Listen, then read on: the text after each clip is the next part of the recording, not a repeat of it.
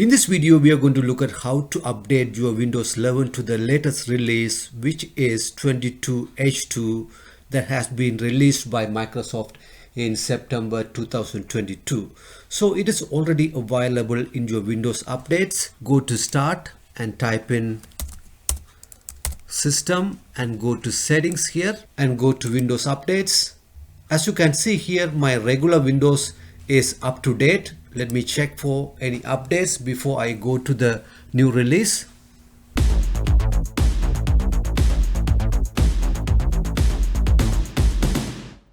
It is installing some updates for my current OS. So it is asking me to restart. So now the reboot is complete. Go back to System again.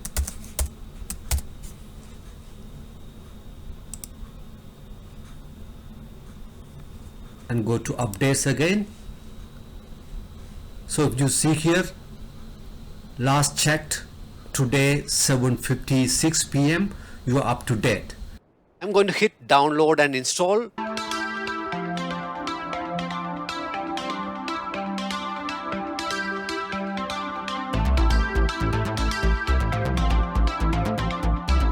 It took me about 1 hour to get everything downloaded and installed. And now I am pending for a restart. So I need to restart to complete the installation. I have restarted the PC. Let's go back and check the Windows version. Go to System again and go to About.